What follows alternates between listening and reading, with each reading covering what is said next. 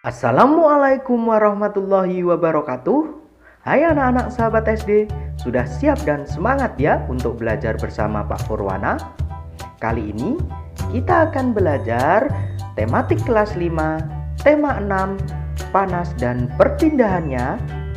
Subtema 2, perpindahan kalor di sekitar kita, pembelajaran yang ke-1. Sebelum kita mulai pembelajarannya, mari kita berdoa terlebih dahulu. Tujuan pembelajaran kali ini adalah sebagai berikut.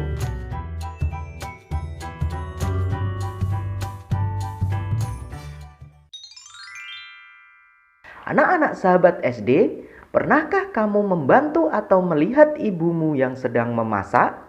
Pernahkah kamu perhatikan air dalam panci atau minyak dalam wajan yang ibu gunakan untuk memasak akan mengeluarkan gelembung-gelembung kecil yang menandakan air atau minyak tersebut telah panas? Dan pernahkah terpikir olehmu mengapa air dalam panci atau minyak dalam wajan tersebut dapat memanas? Yuk kita simak bacaan berikut ini. Perpindahan panas atau kalor. Pernahkah kamu membantu ibumu memasak sayur? Tahukah kamu mengapa api kompor dapat memanaskan air dalam panci sehingga sayuran yang ada di dalamnya menjadi matang? Ketika kamu memasak sayuran, panas dari api kompor berpindah ke dalam panci. Kemudian panas tersebut berpindah ke dalam air sehingga air menjadi panas dan sayuran yang ada di dalamnya menjadi matang. Peristiwa tersebut membuktikan bahwa panas dapat berpindah. Letak matahari dari planet kita ini sangat jauh, yaitu sekitar 152.100.000 kilometer. Akan tetapi, panas dari matahari dapat berpindah atau merambat ke planet kita sehingga kita dapat merasakan hangatnya sinar matahari.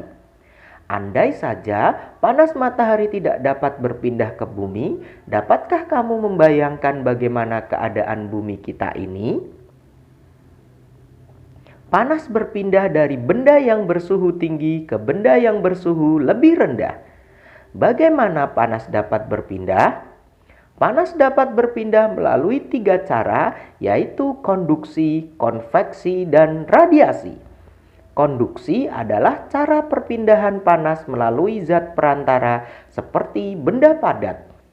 Contoh konduksi adalah panci logam yang panas karena diletakkan di atas kompor yang berapi. Konveksi adalah perpindahan panas yang disertai dengan perpindahan bagian zat perantaranya. Misalnya, air di dalam panci yang dipanaskan hingga mendidih.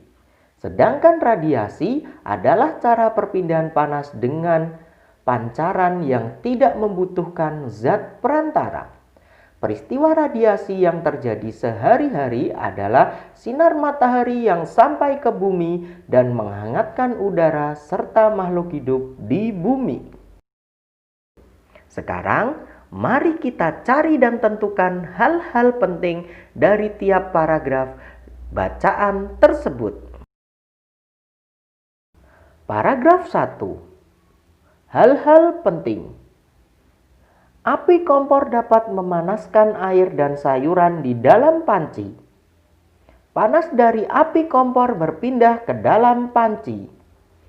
Panas dari panci berpindah ke dalam air sehingga menjadi panas dan sayuran yang di dalamnya menjadi matang. Paragraf 2. Hal-hal penting. Letak matahari dari planet bumi sekitar 152.100.000 kilometer. Panas matahari dapat berpindah atau merambat ke planet bumi. Kita dapat merasakan hangatnya sinar matahari. Paragraf 3. Hal-hal penting. Panas berpindah dari benda yang bersuhu tinggi ke benda yang bersuhu rendah. Panas dapat berpindah melalui 3 cara, yaitu konduksi, konveksi, dan radiasi. Konduksi adalah cara perpindahan panas melalui zat perantara seperti benda padat. Konveksi adalah perpindahan panas yang disertai dengan perpindahan bagian zat perantaranya. Radiasi adalah cara perpindahan panas dengan pancaran yang tidak membutuhkan zat perantara. Anak-anak sahabat SD, coba kalian simak kembali bacaan berjudul perpindahan panas atau kalor tadi.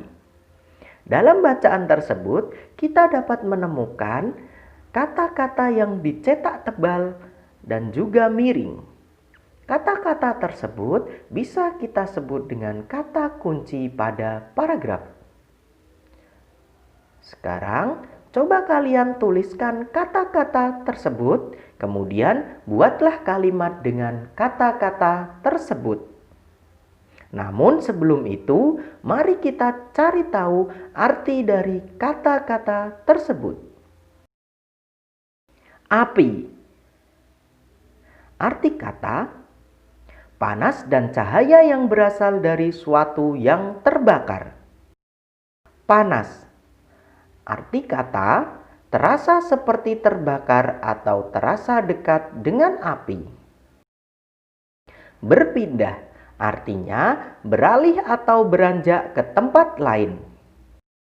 Suhu. Artinya panas dan dingin yang diukur dengan termometer. Logam. Artinya mineral tidak tembus pandang yang dapat menjadi penghantar panas dan arus listrik. Mendidih. Artinya menggelembung-gelembung atau meluap-luap karena dipanaskan. Pancaran. Artinya yang dipancarkan, disemburkan atau dikeluarkan. Sekarang giliranmu, tulislah masing-masing satu kalimat menggunakan kata-kata tersebut dan hasilnya serahkan ke guru kelasmu ya. Anak-anak sahabat SD, berdasarkan bacaan perpindahan panas atau kalor, kita dapat membuat diagram tentang perpindahan panas seperti contoh berikut ini.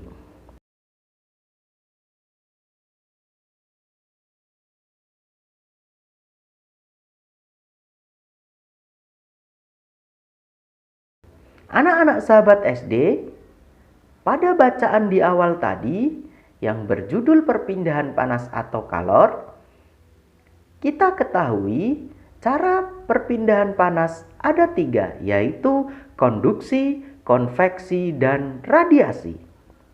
Untuk lebih jelas tentang cara perpindahan panas, mari kita pelajari lebih detail lagi tentang perpindahan panas tersebut.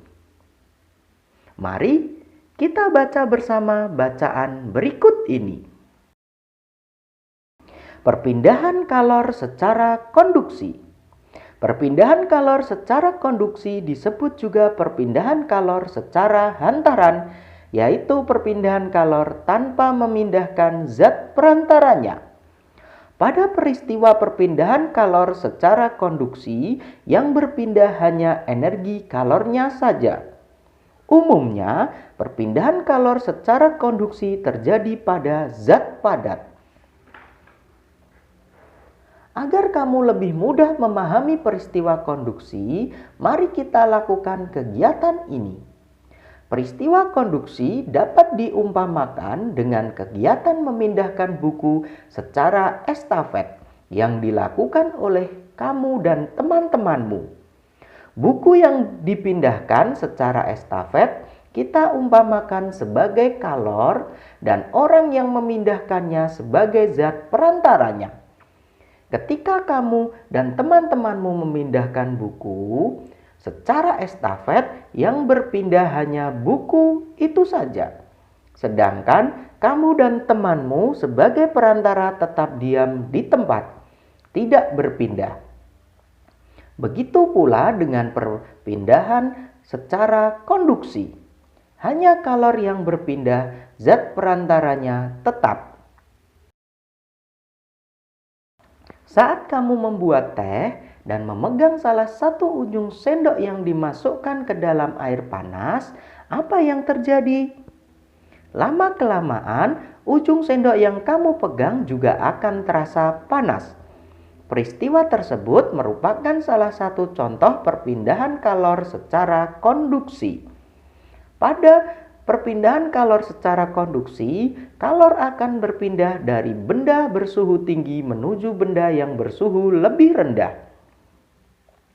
Peristiwa konduksi juga dapat kamu jumpai pada saat kamu memasak.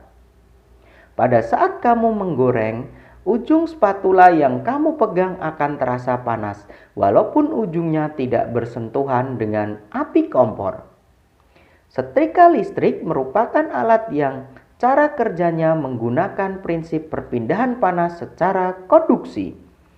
Ketika setrika dihubungkan dengan arus listrik, maka arus listrik akan mengalir melalui elemen pemanas. Panas dari elemen akan berpindah ke bagian alas besi setrika yang tebal. Bagaimana? Apakah kalian sudah paham tentang perpindahan panas secara konduksi? Untuk membuktikan dan lebih memahami tentang perpindahan panas secara konduksi, mari kita lakukan percobaan seperti berikut. Menyelidiki perpindahan panas secara konduksi. Ikutilah langkah-langkah berikut.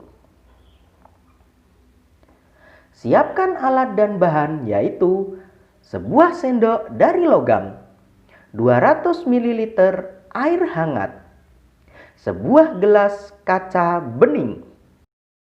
Selanjutnya, masukkan air hangat ke dalam gelas bening. Catatan, mintalah bantuan orang tua atau orang dewasa untuk melakukan hal ini. Selanjutnya, masukkan sendok logam ke dalam gelas berisi air hangat. Selanjutnya, setelah beberapa saat, peganglah ujung sendok dengan tanganmu. Peganglah ujung sendok tersebut kurang lebih selama 2-3 menit. Catatlah apa yang kamu rasakan atau hasil pengamatan tersebut. Jika sudah selesai melakukan percobaan, tulis dan lengkapi laporan percobaan berikut ini. Kemudian hasilnya serahkan ke guru kelas kalian. Selamat mencoba! Demikian pembelajaran kali ini dari tema 6 subtema 2 pembelajaran 1. Untuk mengukur pemahaman kalian terhadap materi yang sudah kita bahas, kalian dapat mengerjakan latihan soal yang ada pada deskripsi video ini. Tetap semangat, rajin belajar, rajin beribadah, jadilah generasi penerus bangsa yang cerdas, berkarakter, menyenangkan, luar biasa, hebat. Terima kasih. Wassalamualaikum warahmatullahi wabarakatuh.